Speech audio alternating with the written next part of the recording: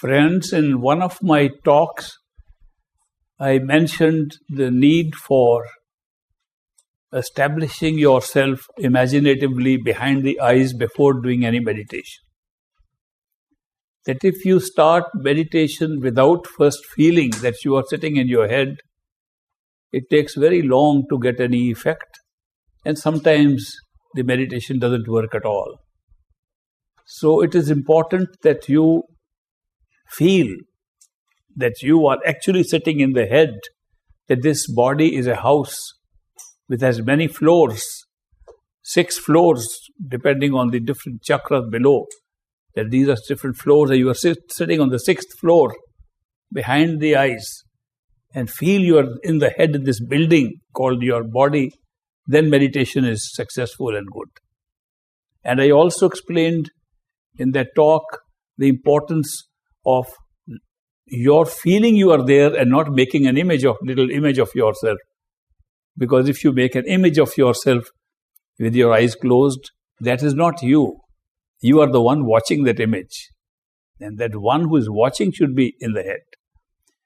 Somebody heard that talk of mine, and that is on minute 53 to minute 57 of the talk, and wrote to me an email. Can you please explain what you said in minute 53 to 57 in Hindi? I am going to explain it to you in Hindi, so that this can eventually go over to the gentleman who asked for it. So have patience for a few minutes while I speak in Hindi. जब भजन सिमरन करते हैं तो बहुत आवश्यक है कि आपका ध्यान आँख के पीछे हो. और आँख के पीछे का मतलब ये नहीं है कि सिर्फ आँख बंद कर लो और समझो कि आप पीछे बैठे हो. ना ही इसका ये मतलब है कि आप अपनी तस्वीर बना के छोटी सी मूर्ति बना लो और उसको देखो. अगर मूर्ति को देखोगे आँख बंद करके तो आप वो मूर्ति में नहीं हो, आप वहाँ हो जहाँ से आप मूर्ति को देख रहे हो. इसलिए ज़रूरी ये है कि आप समझो कि आप अपने सिर के अंदर बैठे हुए हो, और ये समझो कि आप सब कुछ देख रहे हो अपने सामने. जो कुछ तस्वीरें सामने आती हैं, कोई रंग आते हैं, कोई तस्वीरें आती हैं, उनको देखो बैठ के, लेकिन समझो कि ये शरीर आपका एक मकान है, आप उसकी 6ठी मंजिल पे बैठे हुए हो और उस 6ठी मंजिल से आप ड्रामा देख रहे हो. जैसे टेलीविज़न के स्क्रीन को देखते हैं, वैसे समझो सामने की स्क्रीन टेलीविज़न की है, आप उसके सामने बैठ के उसको देख रहे हो. जब तक आप अपने आप को ये नहीं समझोगे कि आप सिर के अंदर बैठ के तस्वीर देख रहे हो, भजन सिमरन इतना कामयाब नहीं होता. इसलिए मेरी ये सलाह है कि आप जब भजन शुरू करो तो पहले अपने आप को अपनी आँख के पीछे सिर के अंदर बिठा लो और समझो आप बैठे हुए हो और देख रहे हो. ये बात मैं आपको हिंदी में कह रहा हूँ क्योंकि किसी ने ये रिक्वेस्ट की है कि ये हिस्सा जो मैंने अपने इंग्लिश के टॉक में कहा था मिनट 53 टू मिनट 58, उसको मैंने हिंदी में बोल के बतला दिया है. धन्यवाद. Thank you.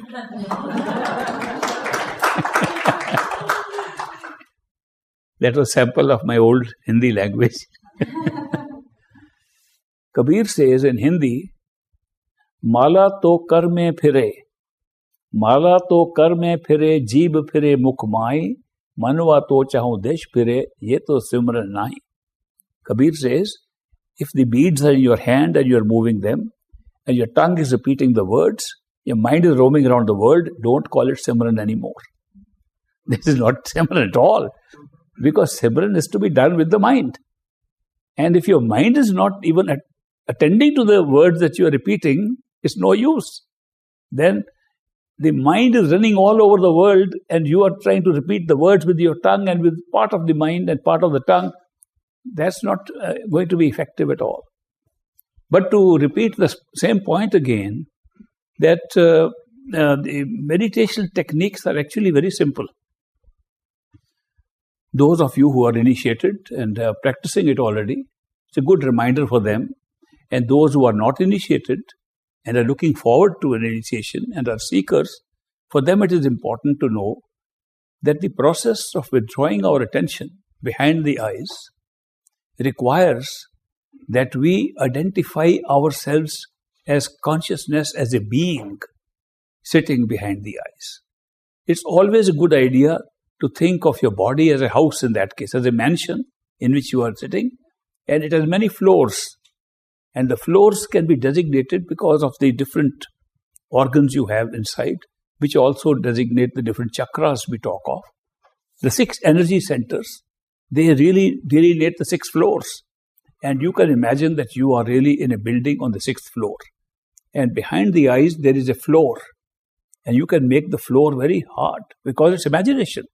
You can make the floor concrete, you can make it steel. And once you make that floor, it's important not to go below that. Because in meditation, the tendency to go below that is very strong. Because the process of withdrawing attention is similar to the process of going to sleep at night. Because in both cases, you become unaware of your body. So that is why, in the case of meditation, you don't want to go to sleep. A lot of people do go to sleep in meditation. In fact, Great Master used to say, are you suffering from insomnia? Try meditation. So you will find that the tendency to sleep is strong. So in order to avoid that, we stay at the eye center. We do not go below the eye center. When we talk of the eye center, we talk of the point behind the eyes. We don't have to look for it. It is a natural point from where we are automatically operating in our wakeful state. But in order to understand where exactly it is, and if you think the body is a house, to be able to locate yourself well, it's good to remember that the eyes are in front of you. The third eye is behind these eyes and not in the middle of these eyes. And the ears are virtually on either side of you. So that is why you're really centering yourself. Very often when we close our eyes and we think we are in the center of the head, we are actually in the front of the head. And we think it is center because we closed our eyes and it's dark. And you can check it out, because if you were in the center of the head, you couldn't touch yourself by touching the eyes. But if you bring your hands up while you're trying to meditate and you touch your eyes, you will find that you already crossed the point where you think you are in the center. So actually the darkness in front of you, you begin to think is inside your head. So therefore it requires a lot of practice. This little technique is very important for successful meditation. That you actually begin to believe the body and your head is a place in which you are. And then once you begin to feel you are there, you will lose the sense of it being the head, which will happen. It does not mean you have to go back again and again to think of the body. Once you are there and you don't have a sense of the body, it's all right. Then don't go back to again determining where you are. Some people keep on going back again and again, and then the attention remains in the body. So once you feel you are in the middle of the head, the space expands. It's as large as your imagination can make it. So once you're in the center of the head, you can grow a garden there. You can have a big garden of flowers, and there's enough space for that. It's not as small as the head is. You can have anything happening there, or you can make a closed room there with walls. You can decorate the walls. And it is not necessary that the walls will be of the size of the head. You will see that they are as large as you want to make it. So consciousness operates like this, that when you feel you are in the center of the head, and that is the space where you are, then the attention from the body is picked up much faster. And you begin to know, you don't know after a while where your hands are, where your feet are. Gradually, with practice, you don't know where the rest of the body is. And then you step into a different level of experience. So that's why I try to say in Hindi also, the importance of fixing yourself there before starting meditation. Great Master used to emphasize, don't even start. It's not a ritual that you close your eyes, do Simran, keep on repeating. That's repeating like a parrot. People can keep on repeating words and their mind is running all over. It doesn't mean anything. So in order to make the mind active, the best way is to make the mind do the Simran and not your tongue. Let the process that thinks, let the thoughts be converted into the words. instead of thinking any other thought, the word should be the thought. Then it's good Simran. If you cannot do that, or till you reach that point, make the mind listen to the words you are repeating. Put your attention on the words, which means repeat the words slowly, very deliberately, and listen to them. Because when you listen to it, the mind gets attached to this, and therefore the mind remains within. It has to be practiced in a way that you understand why we are doing it. Don't just do it as it's a prayer or as a ritual taught by a guru, and therefore you do it every day, and one day you'll go to heaven. That's what religion teaches us. Religion has misled all of us by not letting us do the real meditation and putting us into rituals. So this becomes a ritual. People convert even good meditation into a ritual by doing it in a ritualistic way. Do it in a scientific way. Do it like an experiment. You're experimenting with consciousness and understanding what the self is. And therefore, it's important that you are able to start your meditation after you establish there and make sure that your mind is involved. The thinking mind, which is distracting you all the time. After all, what is preventing us from knowing who we are? Think of it. Today, what is preventing? If we are inside our head, who we are, what's preventing us from knowing who we are? Think carefully, it's your mind. The mind thinks of everything else except yourself. Therefore, the mind is running around all over the world and not letting us know who we are. So, the whole control in meditation is of the mind.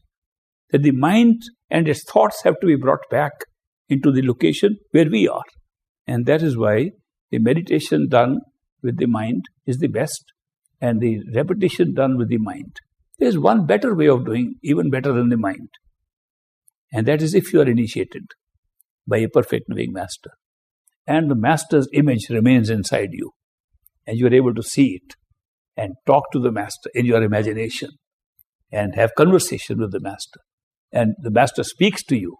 If you have reached that point, then don't even do the repetition. Tell the master to do it. That's the easiest way. You close your eyes, sit in the head, and say, Master, start off. And he should go on doing the meditation for you. Perfect living masters tell us that they can do anything for us. We don't believe them, therefore they say, okay, you keep on doing what you are doing. If we believe them, they would do everything for us. We don't have that kind of faith that the masters can really do everything for us. But when they say everything for us, it includes meditation also. So the masters can do meditation for us, provided we have established that image of the master inside us. We talk to the master on a daily basis, and then the master can do the repetition, draw our attention, and then we feel so good about it. Because our whole attention is not only on the repetition of words, which is merely designed to draw our attention in, but also focusing on the dhyan or the contemplation of the face of the master, which helps a lot in reaching the point of third eye and consciousness. So there are many stages of learning how to do simple thing like repetition of a mantra. This repetition of Simran also takes so many stages of learning, and ultimately we learn the best way of doing it is to sit in the head, let the mind do it or the master do it. We just are listeners and just enjoying the joy of being in the company of our beloved. And that's a very good sensation and a very good feeling. And not only a good feeling, it helps draw the attention fast into our own consciousness. And we see all the beautiful results that I was talking to you earlier. I will now open up this meeting to questions and answers, because many of you may have questions on what I have said earlier, or many of you may have questions on what I did not say. So you have opportunity now to ask any question. If you don't have a question, you can also give an answer, or you can make a comment on anything. So it's open. No, we become human.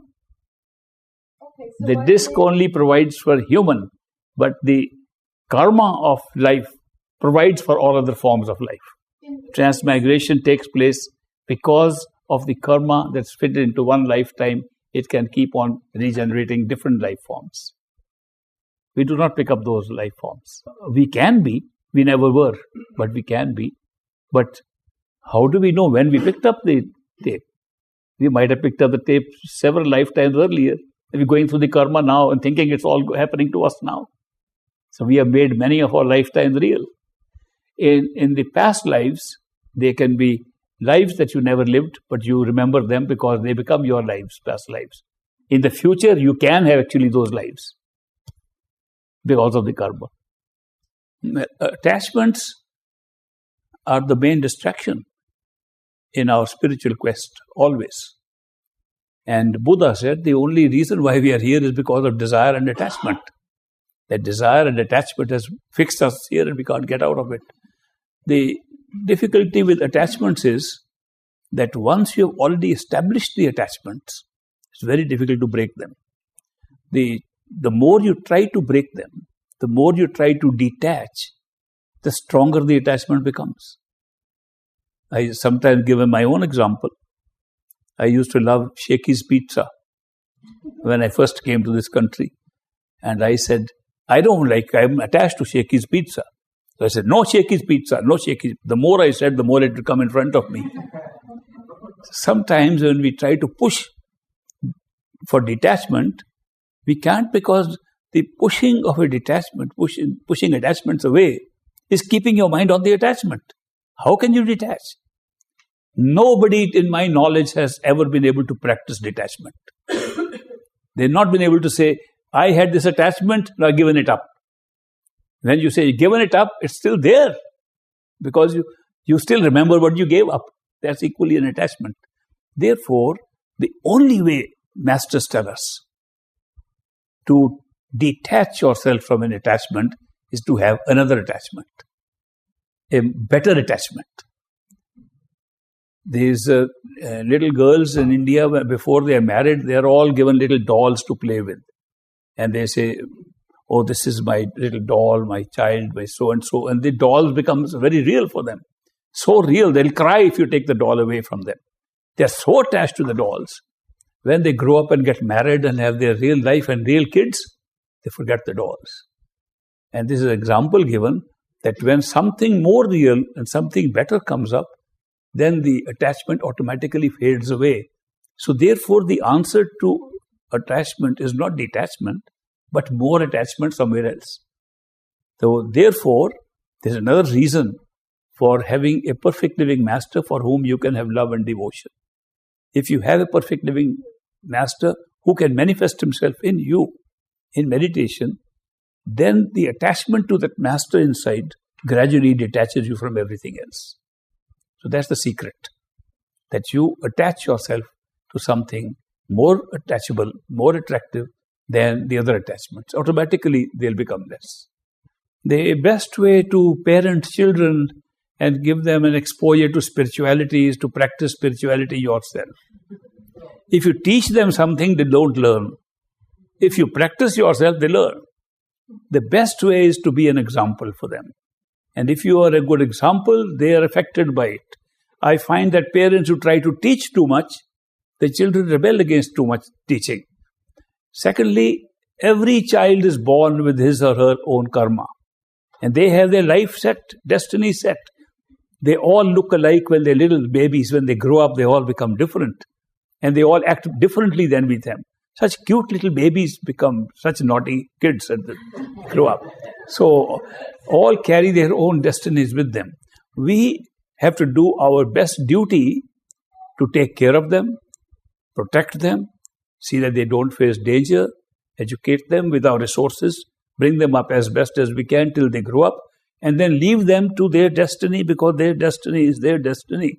And for spiritual experiences, there's nothing better than an example. Okay. Yes, lots of them.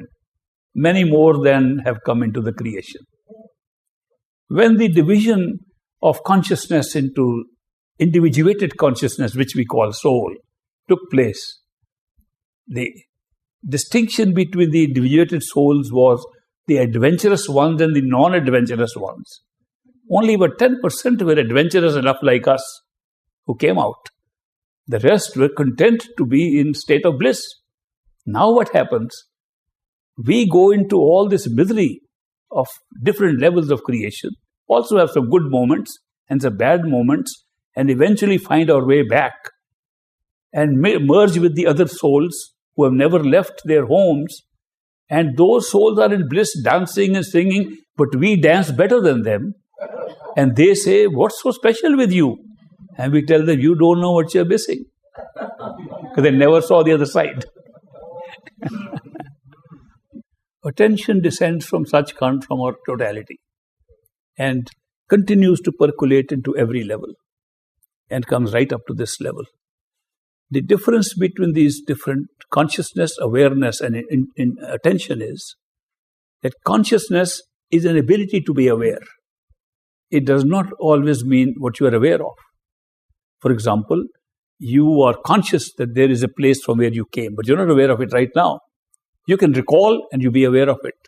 So consciousness is a total ability to be aware of anything. So it's a very generic term. Awareness is what you are aware of now, at present. Attention is the probe that you're putting into that part of awareness where you like. Consciousness you have no control over. Awareness you have some control over. Attention you have full control over. Attention you can focus where you like. So the whole secret of meditation lies in our ability to use attention.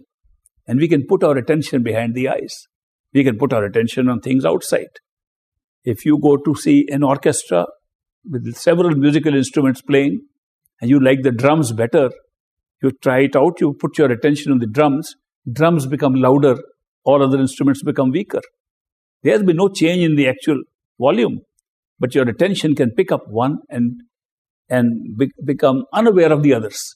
This ability of attention, even at the physical level, to concentrate on one thing, thereby becoming unaware of other things, is the secret of meditation.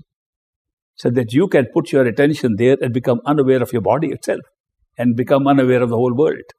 So that is why attention is the instrument we use for meditation. And it's just a probe that can move around in awareness.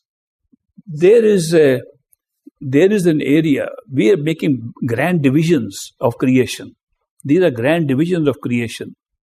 The physical plane in which we are now sitting and talking to each other, the physical plane, in my view, is the best. With all its hardships and all its problems, because it has a unique experience which is very rare to find anywhere else. And that experience is called the experience of free will. We feel we can make choices here. It's only a human being who has the feeling that he can make choices. And there is only one other God who can make choices. In between, everybody knows what's happening, so there's no choice. So, next to the Creator, human being comes next. Sometimes people say, we are made in the image of the Creator. Man is made in the image of God. What does that mean? It doesn't mean looks like Him. He has no form. This is exactly the similarity that God has real free will and we have the experience of free will. But it's not real free will, it's experience of free will. But there is a stage, in the astral stage, where all knowledge becomes available to us. And in the physical plane, we have partial knowledge, and therefore we use free will. There's an overlap between the two. And the overlap is very interesting, because in the overlap, we can see what can be seen here, and we can see what is the unseen here. So, when we die in the physical body, we are in that overlap. It's in the overlap that we have all the other experiences. We talk of ghosts and spirits moving around. In India, they believe there are two kinds of ghosts. We call them Bhoot and Pret. You heard of them, Bhoot and Pret? Bhoot is a ghost or a disembodied spirit that moves around from place to place, roaming around aimlessly or roaming around with some attachments of the past. And Pret is one that is stuck to one place because of an event that happened which caused it to leave its body, like an accident, like a murder, like some unnatural death. And then the Pret is the spirit that remains there. Now, who are these disembodied spirits? They are astral bodies, but caught up in the overlap of the physical and the astral. They can see the physical world. And we try to contact them. They can make their presence felt sometimes, and we call it haunted place. That somebody died but still haunting me. And comes, and I can feel the presence of people. So those are in the overlap of the physical and the astral. And immediately after that, but once you withdraw your attention from this area and go into the pure astral, then your contact is lost. This looks like a dream world then. This becomes like a dream world. Till then, both worlds look very real. These are the differences between the astral. In the astral, you remember everything. You can remember past lives. You can remember old events. In the overlap, you cannot do that. But in the physical, you can't do much at all, except have some strange kind of deja vus when you go somewhere and say, I think I have been here. Right? I think dozing off is always good.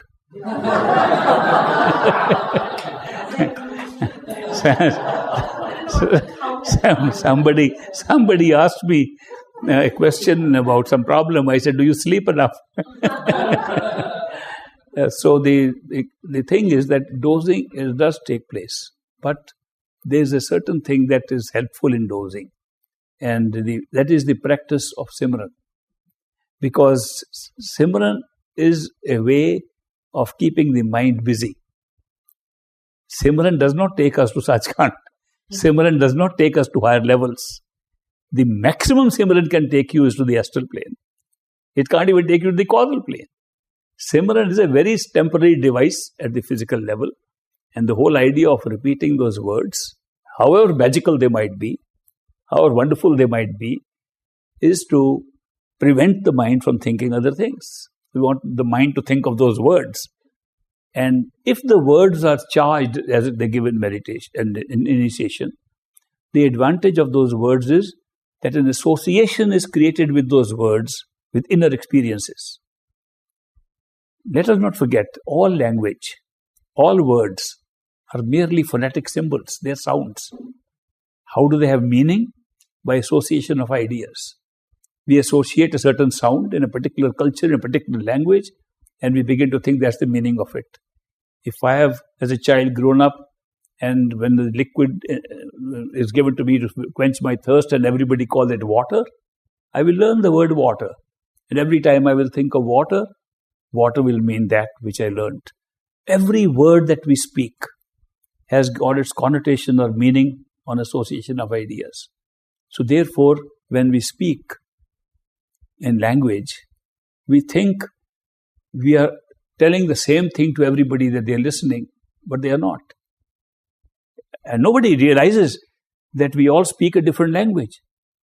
We say, I'm speaking in English, everybody speaks English, but the meanings of each word are slightly different for each one, because your own association of ideas is based upon your experience with those words. It's never identical. That's why they say language is a very poor communication tool. Love is a better communication tool. So, unspoken language sometimes is better than the spoken language. Spoken language sometimes causes misunderstandings. But once we understand that the spoken words have a meaning which is attached to things outside, that's how the words have been created. Even abstract words have all been associated with outside meanings. The masters give us words which they know have an inner association with experiences that we are still to have. So when we repeat those words, we don't know what they mean. We are just using it as a mechanical device. But when the experiences come inside, we realize the importance of those words. And we call them charged words. And the word become more effective than ordinary words. But this is not known to us till we go within. Meanwhile, the repetition is good. And if you can habituate the mind to repeat the words, Simran becomes very easy. Therefore, the mind is used to habit forming. So the Simran or the repetition of words should be done to form a habit. Now, when a habit is formed, the habit is not lost even in sleep. So supposing you are habituated to doing Simran and you go to sleep, even in the sleep, your subconscious keeps on doing the Simran. That is why dozing off is not that bad. And people might think. In fact, it is practiced that before you go to sleep at night, do your Simran so that the mind keeps on doing Simran all night long. If you have the habit, have been doing it regularly, you can wake up in the middle of the night and you will know you are doing Simran. And that means that it actually has picked up and is useful. It is useful as a device in turning away other thoughts away while you are doing meditation. Okay. We make stories like these, picking up tapes and all, just to describe here. The actual truth is that picking up the tape is actually living that tape. It does not mean that we first pick up and then come and live. Picking up the tape there means starting off all the destiny. So therefore, the destiny starts from there, and what looks like having come from there over here is all within that tape. So within the tape, we have the experience that we are descended from the causal level into astral, into physical. That's part of the tape. So it's a part of the tape. When we go back, now you can change the tape if you want. If you're still interested, you can throw away the tape. Say, I'm back home. I don't like this adventure. I had enough of it. Or you can say, oh my God, I didn't realize that was just a dream-like state and I took it so real, I want to have it again. And then you can go back and create. Then you get trapped again. Then you forget it was not real. Then you cry and you find a master. It takes you back. You said, oh, I picked it up myself, this tape. It's a very interesting story how we handle this tape picking up. I don't initiate anybody. I see Master, because Master Seven Singh died in his physical body. He can't be seen. I can see him. And that's the beauty of initiation by a master, that you see him all the time. Even after he dies, you see him. In fact, you see him more after he dies than you see him when he's alive. So, since I can see him, I can see his initiation. People think I am initiating. That I know, that's why I call it Great Master's initiation, and not my initiation. I am very happy to be a witness. It's a secret story he wants me to share with you. Do you know how to keep a secret? Okay, those who can keep a secret, raise your hands. Okay, please keep it a secret. And if you tell somebody else, tell them also to keep it a secret. The beauty of having a perfect living master in your life is you have a perfect friend in your life. I have said more than once that in this spiritual path, I realize that friendship is even more important than spirituality. We really need friends. We need a real friend. We need a friend who is always with us. We need a friend with whom we can have unconditional love. There's nothing like it. In this whole world, I don't find anything better than that, having a friend with unconditional love. But when you have a friend with unconditional love, it's not friendship that is teaching me how to go to Sachkhand. We enjoy daily life at every level. If you have a perfect living master in your life, does not become that you are now a serious monk on your way to a spiritual home. You are on a daily adventure, examining this world, other worlds, and going together with the master wherever you like. And you have altercations with the master. You can cry with the master. You can laugh with the master. It's like a real friend. It's a very unusual relationship, but the best relationship that you can have. So I sometimes have strange experiences. Now, what David is telling me to relate is an experience I had in Detroit, Michigan in 1962 or 63. That is about the time I first came to this country to study. I was admitted to Harvard University for a course, and the money for my course was paid by Ford Foundation. And Ford Motor Company had a big plant in Detroit, Michigan, making motor cars. They wanted me to see the plant also. So I was in Boston and Cambridge, actually, Massachusetts, studying there. But I had to come to Detroit for seeing the motor car plant. And there were some satsangis there from masters from India. And I heard that they were having satsangs. I said, it'll be a good idea to hear the satsang also. So I was a young student and studying in college there. I wrote to that gentleman who was in charge of the satsang in Detroit that I have to come to Detroit for visiting Ford Motor Company. And can I also attend satsang? I can tie up the two dates together. And he said, oh, these fellows, these Indian students come here, they bother us so much and they just want to have freebies from us. And he was very angry. And he said, no, we are very busy, all of us, we don't have time. So I said, okay, then I'll just go to the Ford Motor Company. So I called them and made an appointment to visit them on a weekend, which was already the same weekend that they were going to have a satsang on a Sunday. So when I came there, I got out of the plane and walked out, and a man, elderly, bulky little man I'd never seen before, stands there, says, are you Ishwar Puri? I said, yes, I am. He said, I am so-and-so, I am a representative of the satsang, and I've come to take you home, and you will be giving satsang here tomorrow. I said, how did that happen? Aren't you the guy who wrote to me that you are very busy, you have no time for me? They said something very strange happened.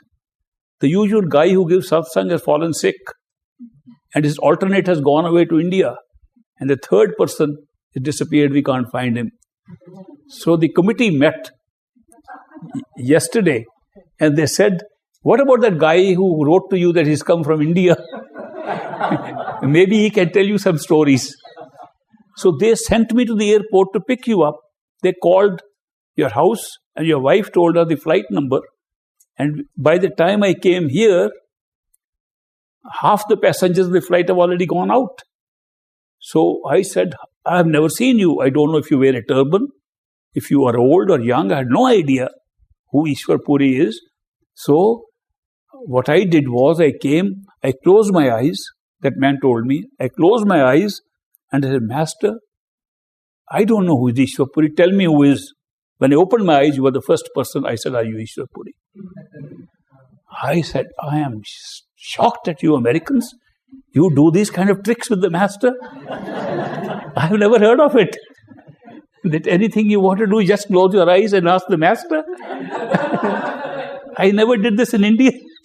This is something new for me. Anyway, then we had the satsang in Veterans Memorial Hall next day. And he sat in front row and I was sitting in front with him. Then he announced that this guy from India has come and he will speak today. So he made me stand on the stage. And I, little, stage nervous, speaking first time to American audience. So I must have closed my eyes and then I spoke whatever I could speak. At the end of this talk, he came up to me. He said, that was brilliant. I know what you did. I said, what did I do? He said, I saw you close your eyes and you asked Master, what should I say? And whatever the Master told you, that you said. Isn't that right? I said, no, you're not right. I said, I did close my eyes. And I said, Master, what shall I say? And Master said, who has made you my spokesman? Why do you have to say? I said, why? He said, I can say it myself. I said, go ahead. So I went back and sat with you on the chair next to you and heard my own image speaking to you. I heard as much of myself as you did. That's the story he's telling David. This was one of the early experiences with the American seekers.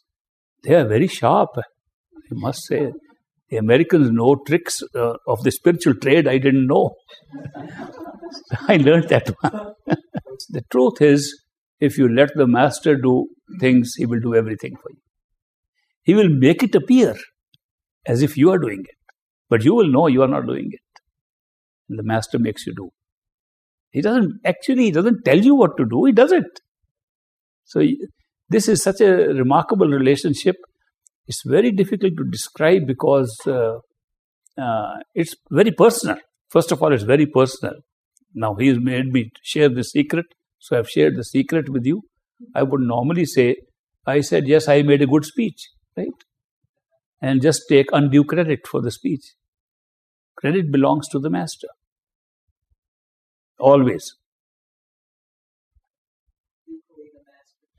Did you find me or I found you?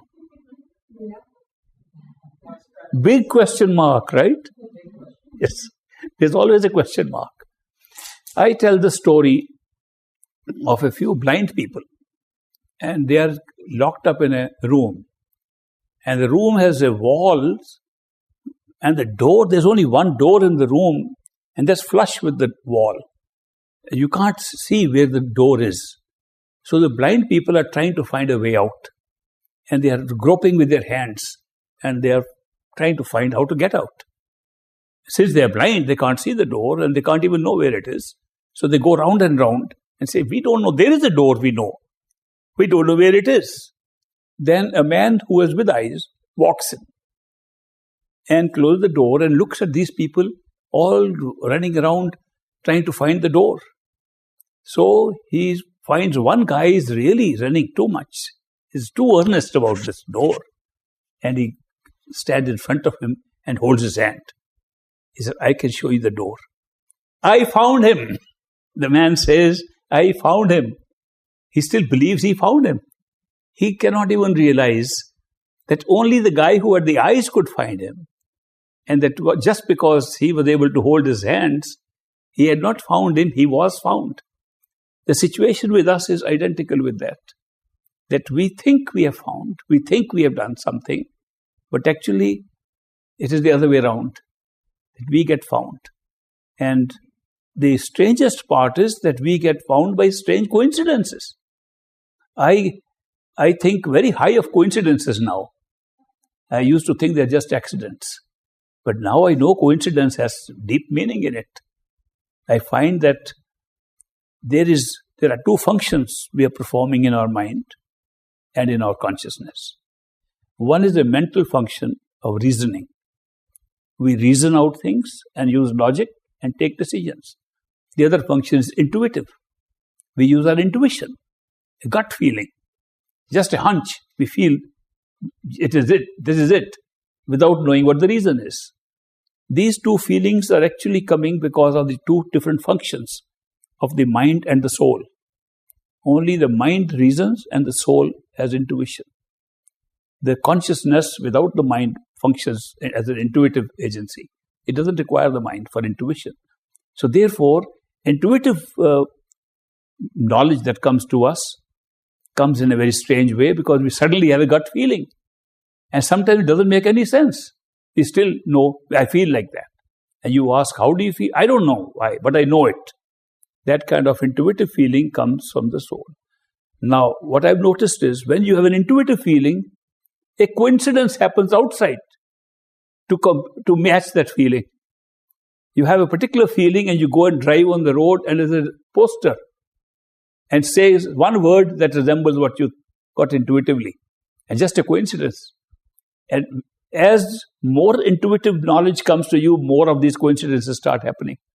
So therefore, I have found that people who are on the spiritual path, the more they advance on the spiritual path, the number of coincidences in their life increase. So that means coincidence is not an accident. It is more than that. So very often, coincidence is a good vehicle that the masters use to find their marked sheep. And so we coincidentally find, and we say, how did that happen? And we're looking for something else and this came up. Or somebody just mentioned it, how did it happen? Or I read a book 10 years ago, it didn't have any effect on me. Now I turn the page, suddenly it has effect on me. So things like that happen and we are led on the spiritual path. So I think coincidence is a very important factor. And masters find us like that. But it's very difficult to recognize a master. It's very difficult to recognize a master. Because a perfect living master will not say he's a master, first of all. He doesn't need to. His work is done without saying anything. Secondly, he will not demonstrate because he wants to be just like an ordinary person. Why does he want to be like an ordinary person? Because friendship is a very essential part of the spiritual relationship with the master. And you cannot be friends with somebody who is totally different from you. Supposing a master flies into this room right now while we're sitting here, and he flies to the door and flies right up. We'll all look at him. Say, wow, that's great. Some of us will say, must be some strings attached somewhere. Some will say, this is some kind of magic, what's happening? Some might even faint to see that. But none of us will be friend of that guy. We may even worship him. We may be awe-inspired by him, not friends of him. If he happens to fall down, we'll run to him and say, are you hurt? His chance of a friendship with that guy. Therefore, it's amazing how ordinariness of a master is essential for the experience of friendship with the master. Not only that, also the master has to come to the level of his disciple. And if the disciple is at a level of richness, he has to go to that richness level. As a poor man, he'll be poor for the disciple. He'll be exactly so that the disciple can relate as a friend. Friendship comes as part of the deal with the spiritual relationship with the master. And eventually you find that is even more valuable. In this physical world, it's even more valuable, the friendship. The rest of it is actually, from the point of view of a master, a given. A master is never worried about our spiritual progress. When he initiates us, it's done. From his point of view, it's all done. The rest of it is just a little time. If we have been here for 1,000,000 lifetimes, and it's just a matter of a little time to go, for him it is done. He's not bothered. He's just seeing how the rest of the life is played out. From our point of view, we think, oh, we are making slow progress. We are not doing enough meditation. We have to work hard now. That's our point of view. The master is not worried about it. He knows he has taken care. He is bound to take us to whom which is made a commitment. So that is why the points of view of the master are different. While this is going on, friendship still prevails. That's a very good thing in the relationship with the master. You know, there is in meditation, you go through periods when it becomes totally dark, which is good. There's a period when it becomes lighted up. It shows the duality. The relationship between light and darkness is very beautiful. Not only are they opposites. Light is what exists. Darkness does not exist. It's the absence of light. See, we think both are existing. The duality has not been created by creating two existences. Only one exists. The absence of that becomes the other. The whole of the computer technology today is based on 1 and 0. The whole electric circuitry that goes into a computer chip is not based upon one positive and negative going through it. It goes and doesn't go. That's the other one. So the darkness and the light that come only show the presence of light. And the darkness is the opposite of that, which is absence of light. So both of them come in meditation at the early stages. And then you transcend, because the whole screen becoming white or light is good indication. Most people see little specks of white and they gradually become enlarged and become white. So you are lucky. Congratulations. But don't tell anybody. Well, these are two different types of practices. The pranayam, or the breathing exercises, have been practiced by the yogis in India, many different disciplines. And the pranayam they do, because the translation of the word pran, which means the life force, breath of life, pran literally means the breath of life, was taken differently by some people as physical breathing. Some took breath of life as consciousness. And therefore, the practice of pranayama started with some going into the different centers in the body. The breathing became very significant to go into these different chakras. And the others took up as pranayama, which means the life force, which was consciousness, and they went behind the eyes and above. The eyes became the dividing point. The pranayama with breathing takes your attention to the centers below. And the life force, putting your attention on consciousness and not on breathing, takes you behind the eyes and above that. The difference is, below the eyes are energy centers. They control all the energies that we live with in this physical world, and they are also similar centers in the astral body, and they live the astral way the same way. In fact, they are reversed in the astral body, but that's a different subject.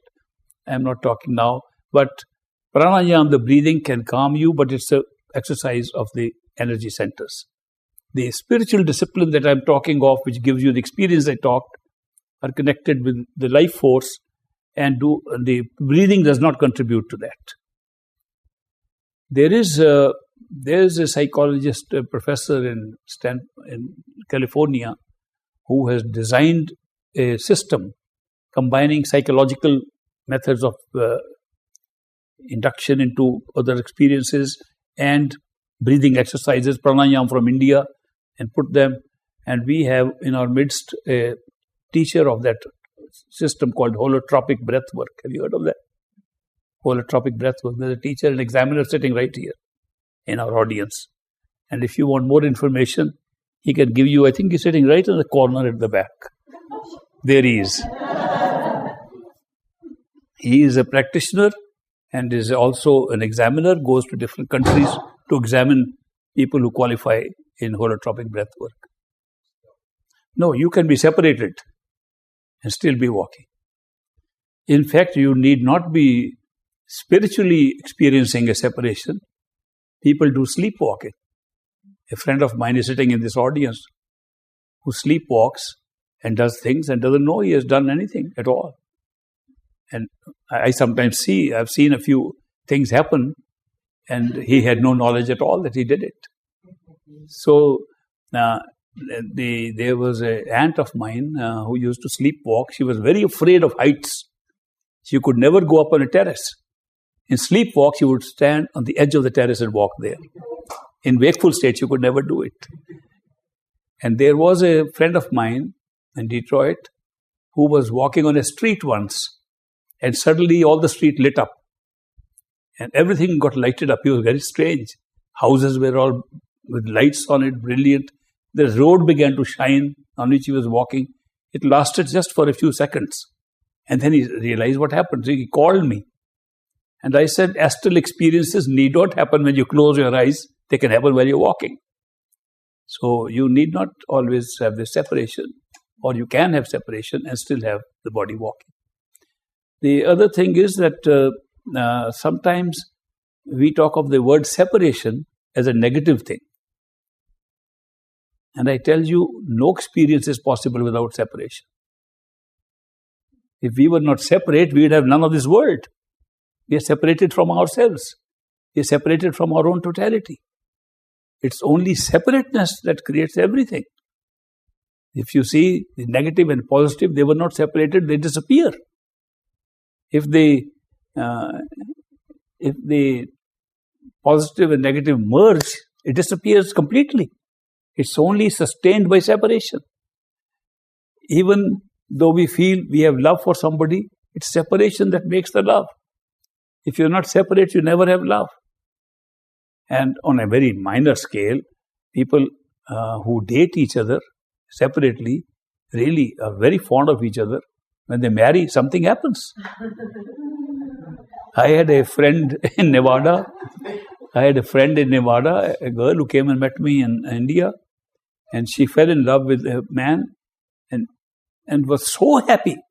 They dated and they said they are soulmates and in bliss. Then they married. Then they began to fight like cats and dogs. Their life was terrible. So they divorced. When they divorced, they fell in love again. And they said, oh, we did something wrong. We belong to each other. And they married again. Once they married, they were fighting once again. They separated again. They married again 3 times. To the same people. Those 2 people married each other 3 times. And they related their experiences that something happens in marriage. So they asked me, what is it? How come we love somebody and we feel so good while we are dating, and when we marry, something happens and we can't have that same feeling again? I said, the real thing is that the separation, that you get a chance to meet, is different than being together and taking each other for granted all the time. So lives are different. Married life is different from the life of separation and dating. So I'm not recommending don't get married, because on the other hand, I also told them that marriage is the fastest way to pay off your karma.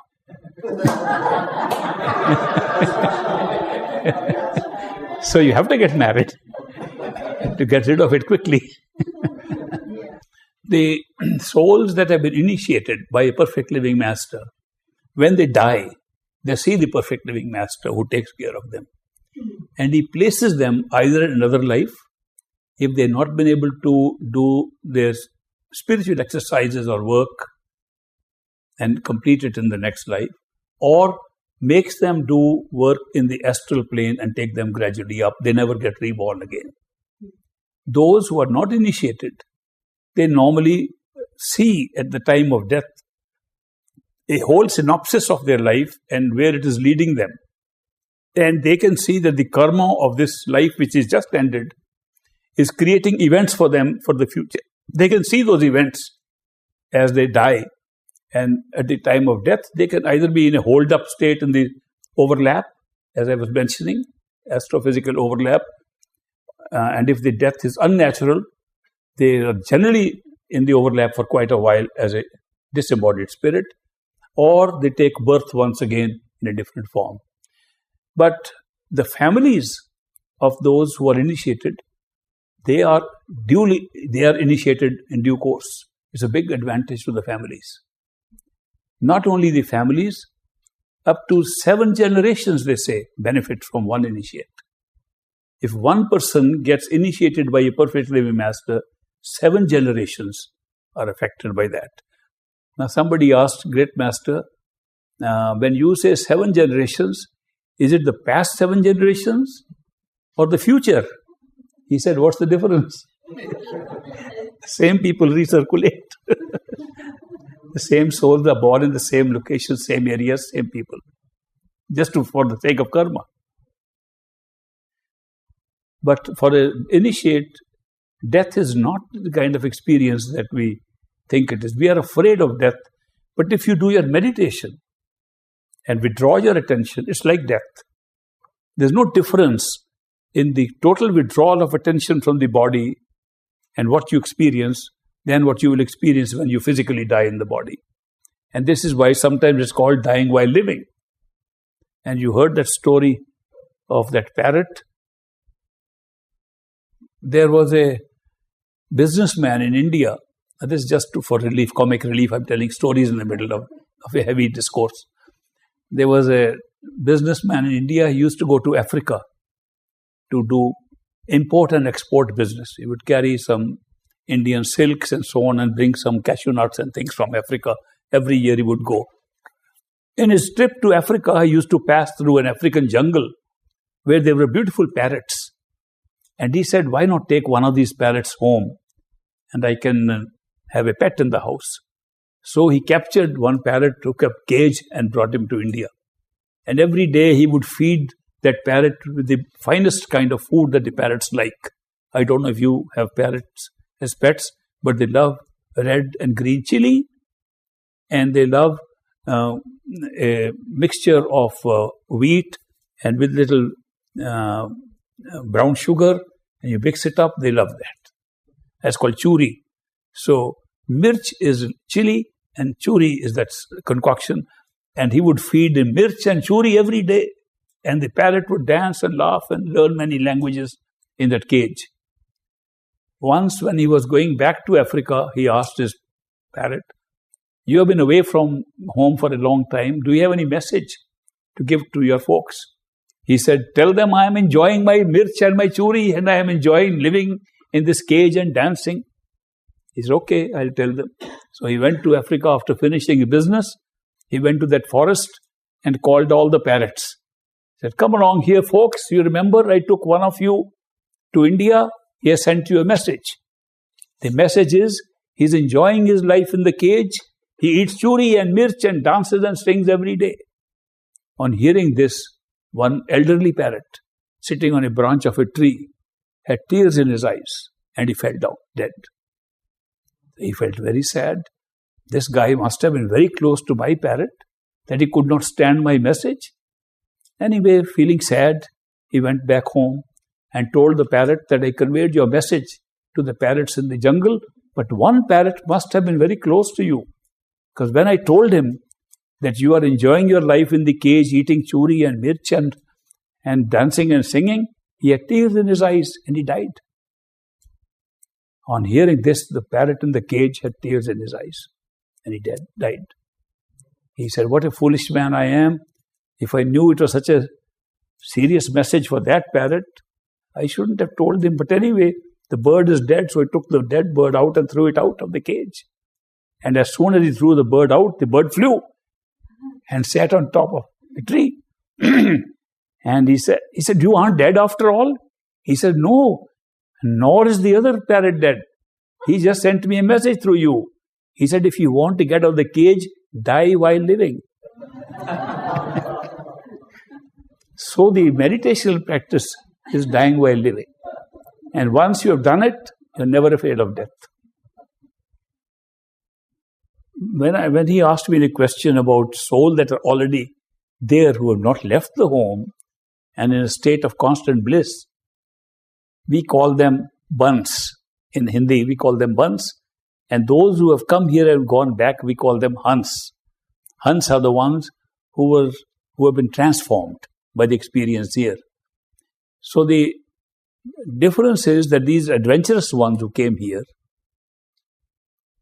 are not all those who came here and all will go back, because there is a difference in those who, when he came, I'm making a story. And I'm not the one making a story.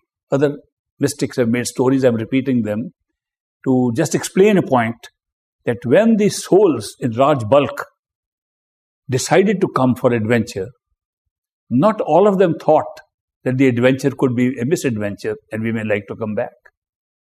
Just like hardly 10% of the total created consciousness or souls were there, which came for adventure, only 1%, that means 10% of those, turned back and said to the Creator, what if we don't like it there? What if it turns out to be misadventure? And the Creator said, don't worry, I'll come and bring you back. And the theory is that the marked souls are those who got that promise. So out of all the souls in all life forms that exist in creation, only about 10% are marked. So the marked souls are the ones who are found by masters from time to time, wherever they exist, in their state of consciousness, in their state of karma, wherever they are. When they are ready, they are picked up by a master and taken back. The rest go around here in circulating in what is called 8.4 million life forms. The list of life forms is recorded in one of these Indian scriptures. Out of that, about 5.4 million is in plant kingdom only. And then some are insects, some are other forms, and they go on. And then there's the human form, then there are angels, and then there are gods and goddesses who run different regions and so on, and hells and heavens. So all those are recorded in that list, and these are all different life forms of souls. The soul can go into any one of those life forms, and they keep on circulating here till an event takes place called the dissolution, which we call paralaya, or a grand dissolution, which is a mahaparalaya. In the paralaya, the dissolution, the whole of this creation has outlived itself, is dissolved, and the souls who are not marked, they go up to a level above the dissolution. They go to causal stage in the dissolution, and they go to Par Brahm above the causal stage in the grand dissolution, and stay in a dormant state till a new wave of creation takes place, and they reappear to recirculate here. The difficulty of explaining this is that, can we say that they are here forever? The word forever, as I said, is a concept. Because what is forever? In a place there is no time. What is forever? Forever is created. Forever is created in the three worlds. It does not exist where the souls belong. So that is why, although we can tell it like a story, that these marked souls go, the others stay here forever, but the truth is that the forever is not in a time, not a time frame. And so those souls are in different state. And these souls who are in dormancy, in creation and recreation between dissolutions, are also in a state of dormancy, but not in a state of forever. It's very difficult to explain that state because not in time. But the marked souls particularly are those 10% who turned around and didn't want to stay here in case it was not a very habitable place. We are those guys sitting here.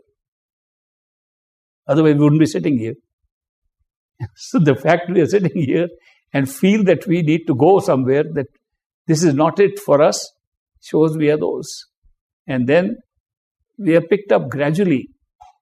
And how the marked, why do you call them marked souls? Is not a marking for the soul. It is marking in the list of the Perfect Living Masters manual. They read their own manual and they see what is marked.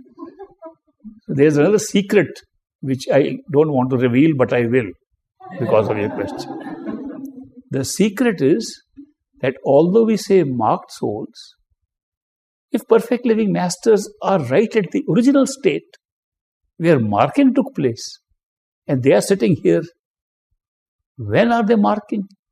So instead of saying that they come to pick up marked souls, you might as well say they mark the souls they pick up.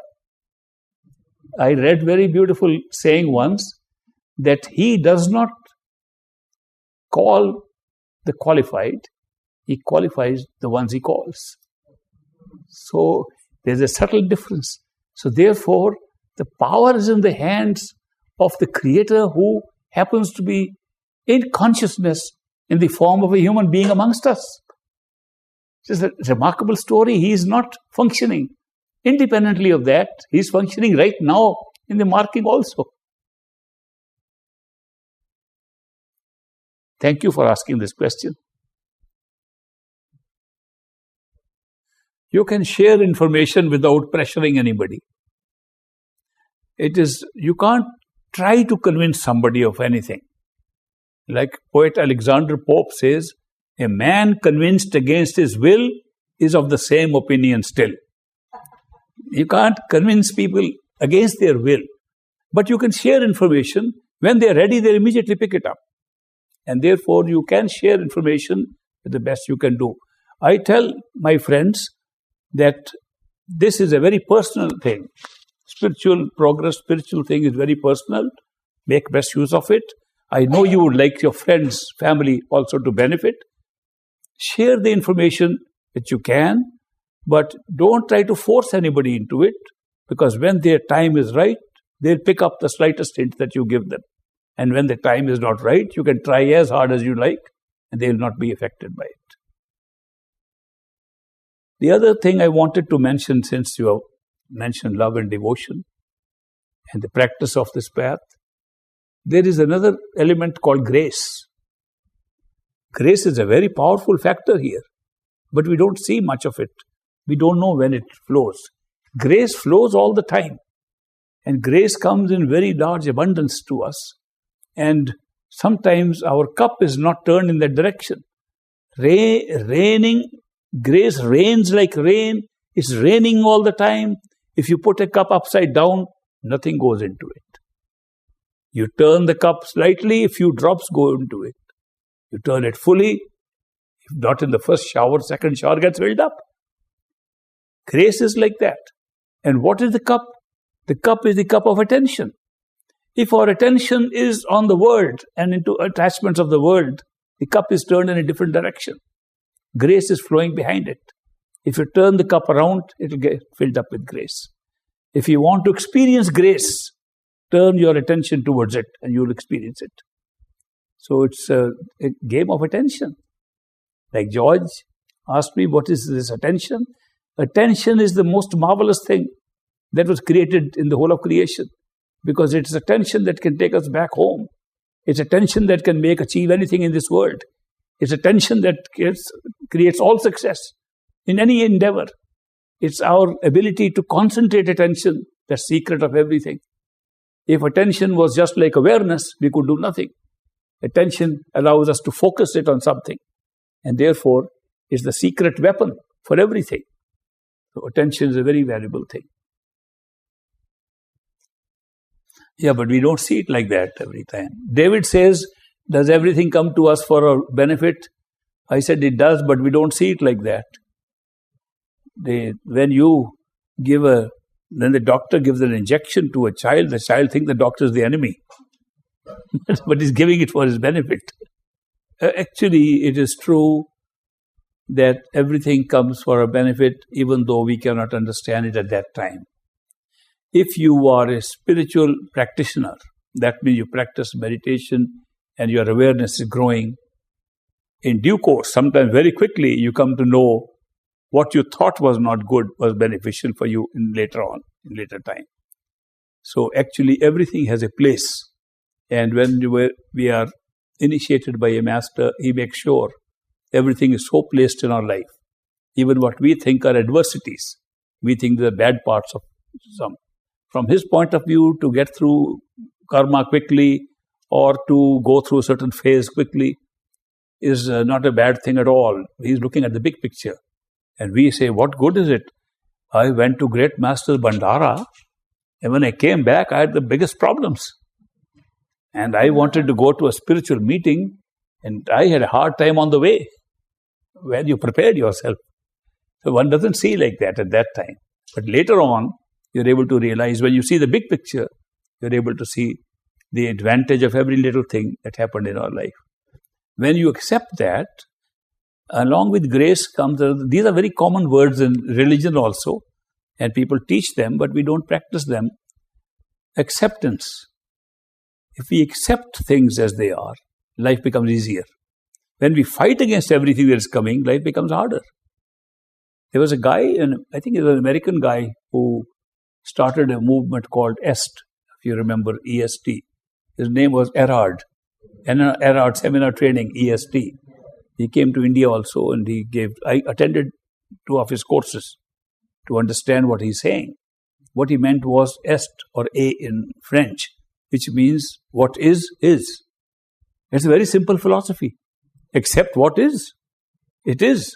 What ought to be is your mind's work. Forget that. Don't dwell on what ought to be, what should have been, or this. Accept what is.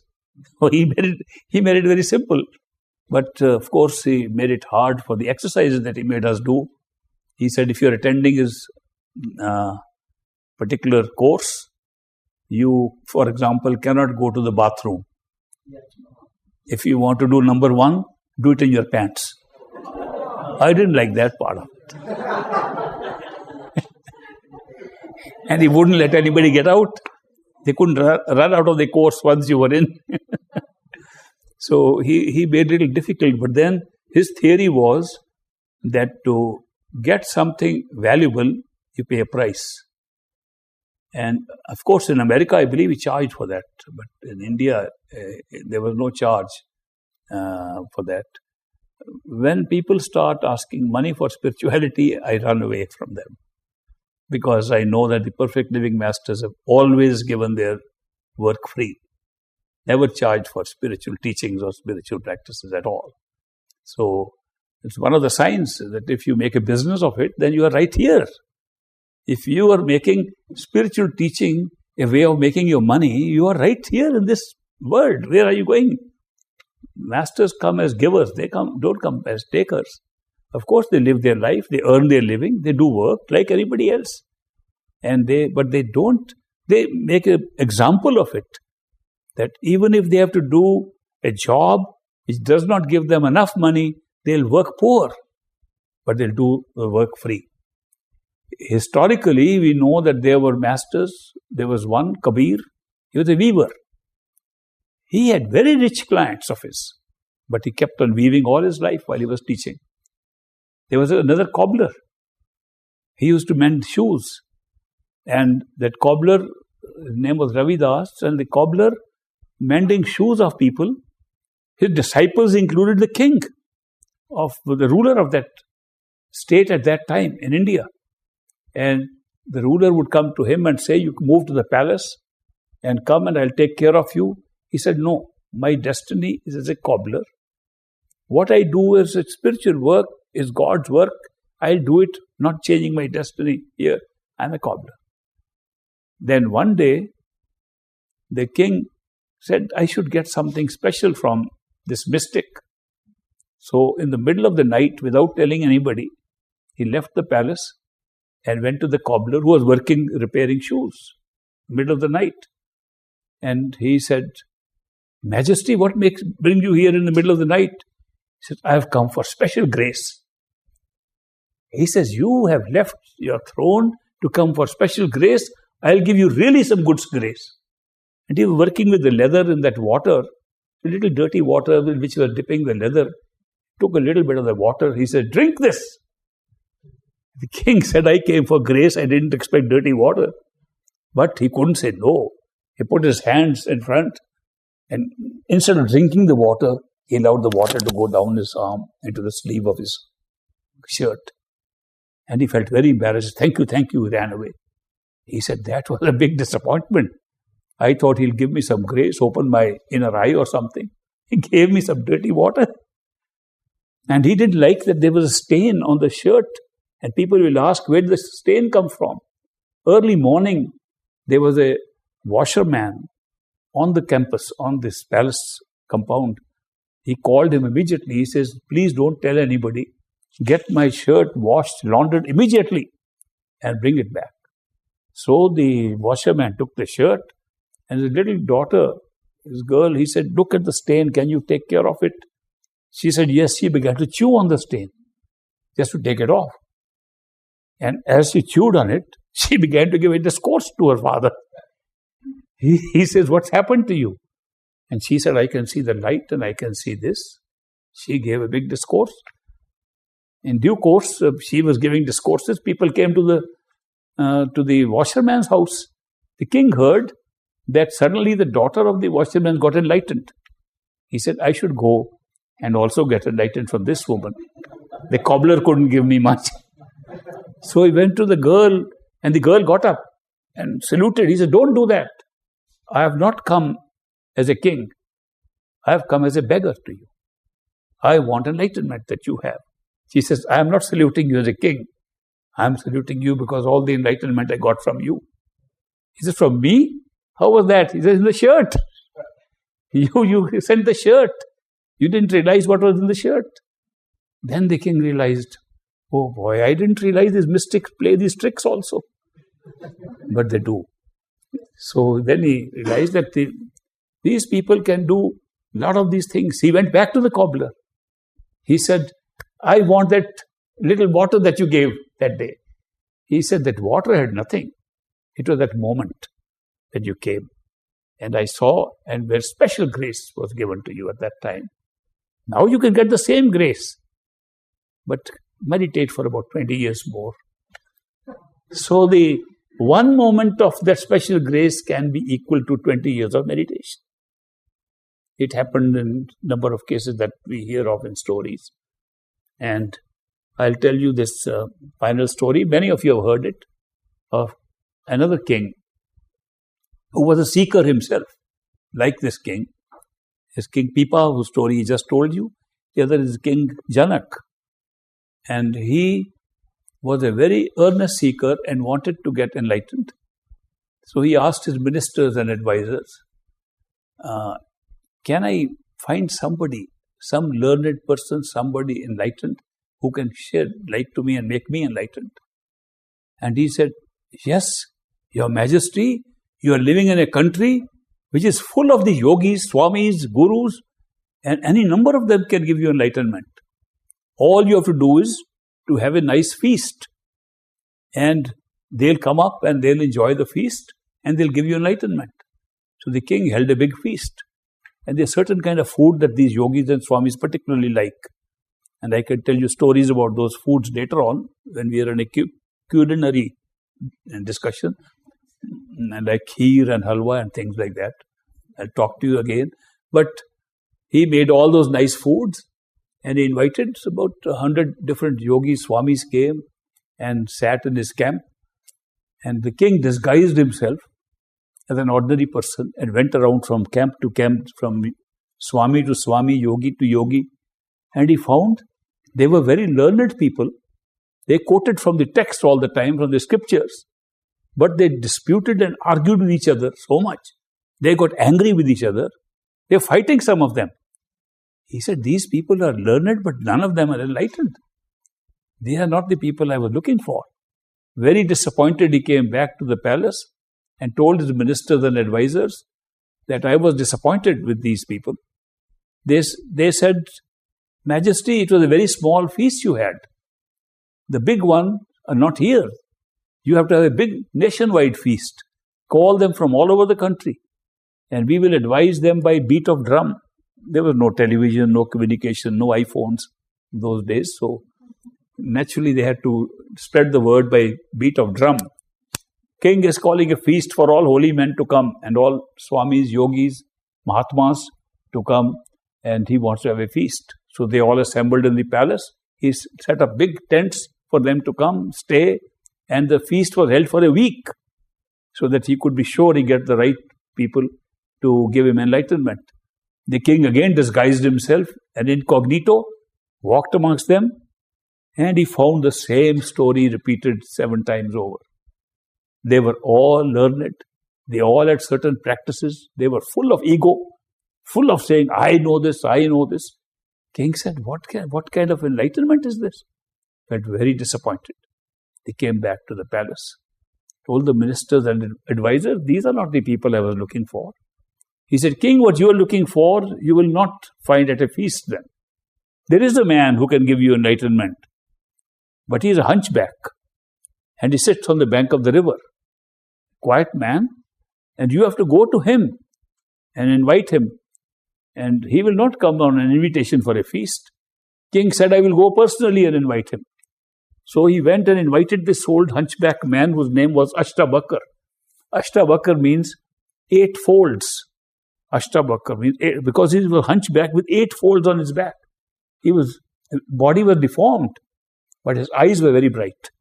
So when he invited him, he said, come to my palace and give me enlightenment. He said, King, you have asked me, I will certainly come. So he came and the king arranged all the nobility, nobles, neighboring kings, all princely people, his family members, to assemble in the great auditorium of the palace. And Ashtabakar comes along with his 5 or 6 disciples. And as was the custom, they took off their shoes when they entered the hall. And as he walked up, Ashtabakar walked up, the king had placed 2 chairs on the stage, one for himself and one for the master. And as the master walked up, people looked at his body and they said, this deformed person is coming to teach us enlightenment. What is the king doing? So they're mocking at him. And so the master sat on the chair and he said, King Janak, what is the price of leather today? He said, Master, what is this question? I thought you came to give enlightenment to me. He says, no, I wanted to know the price of leather. Are there not leather merchants sitting here? He said, no, Master, these are royalty, nobility. They are my relatives. They are neighboring kings. Princesses are sitting here. He said, oh, they were looking at my skin like they were interested in it. So I thought they might be leather merchants. So the people saw he has a sense of humor. So they kept quiet to listen to him. He said, King Janak, what kind of enlightenment do you want? He said, I want instant enlightenment. Must have been an American in past life. They all want instant things, you see. King said, I want instant enlightenment. The master said, even instant is a time. How much time is an instant? He said, Master, when I go out horse riding, by the time I put my foot in the stirrup and jump on the saddle is an instant. He said, okay, you have to pay a price if you want instant knowledge.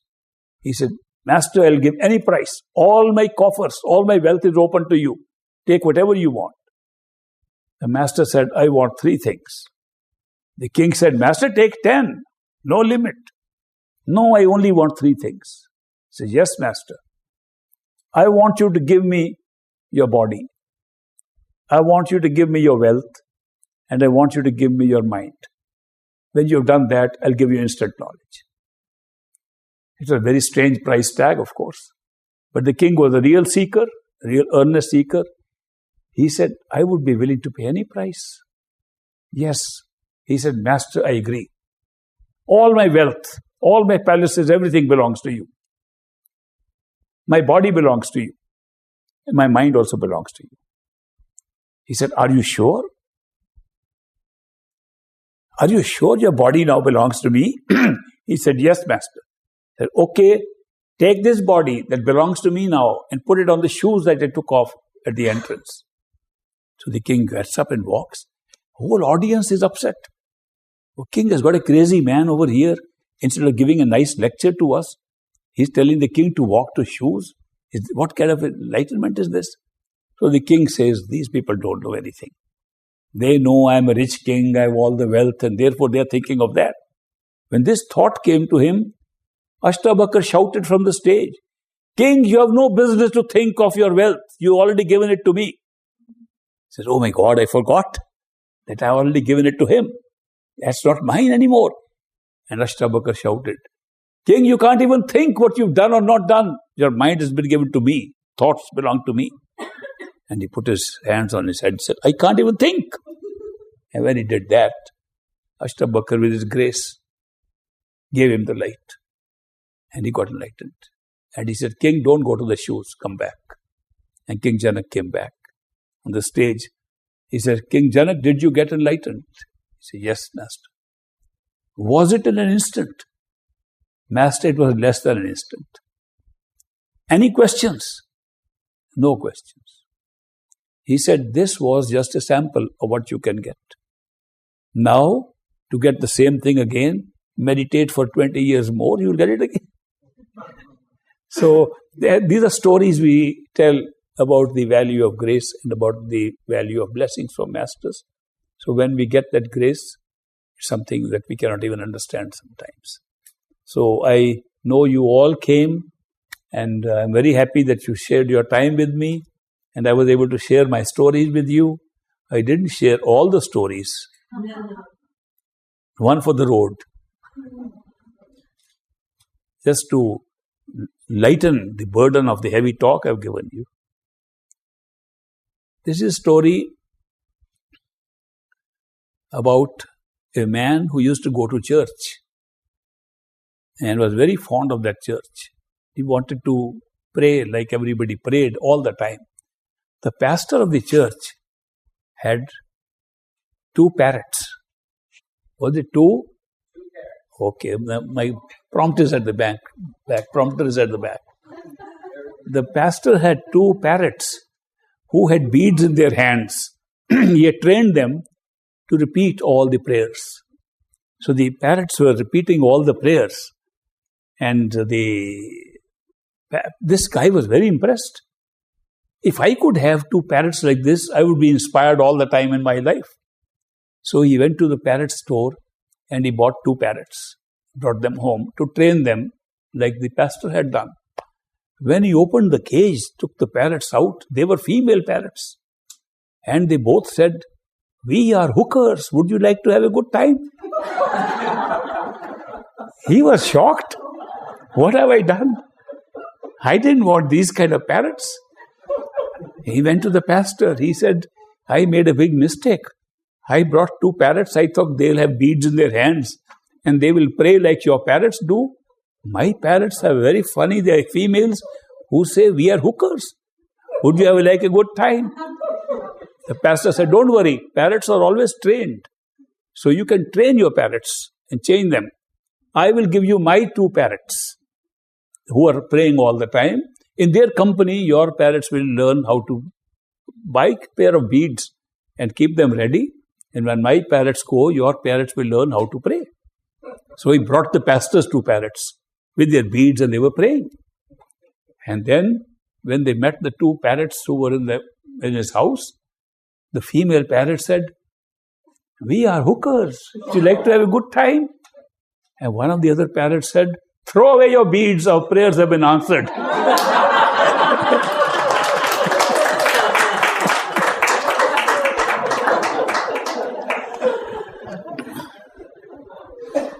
I must tell you, every master I met, perfect living master, had a great sense of humor. The great master had the greatest sense of humor. So I always enjoyed this friendship. Thank you very much for coming. God bless you.